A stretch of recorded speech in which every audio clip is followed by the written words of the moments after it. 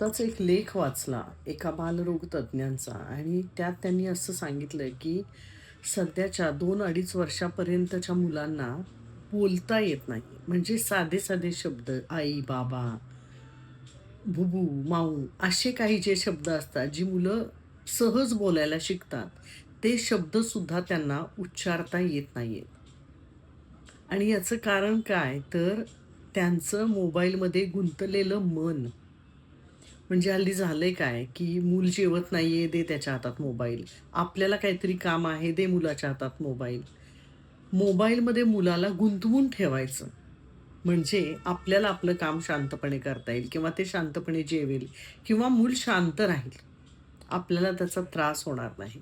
आणि या सगळ्या गोंधळात झालंय काय, की मूल फक्त मोबाईलमध्येच गुंतायला लागलंय. त्याला फक्त मोबाईलमधली भाषा समजते. त्याला ऐकणं समजतंय. त्याला बोलणं समजत नाहीये. अशा बरेच केसेस त्या डॉक्टरांकडे आल्या म्हणून त्यांनी हा लेख लिहिला आणि त्यांनी असं आवाहन केलंय पेरेंट्सना, की मुलांबरोबर बोला. त्यांच्या हातात शक्यतो 3-4 वर्षापर्यंत मोबाईल देऊ नका. मोबाईलचं जग त्यांना दाखवूच नका. त्यांच्याशी निरर्थक बोला, बडबड गीतं, गाणी, गप्पा, गोष्टी. तुमच्या गप्पा मुलांना सतत ऐकू दे. त्यांना प्रश्न विचारा.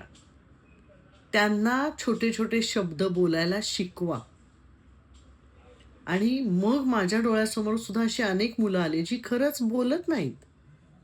लहानच नाही, मोठी सुद्धा. ती फक्त आपल्या मोबाईलमध्ये गुंतलेली असतात. मोबाईलच्या जगात हरवलेली असतात.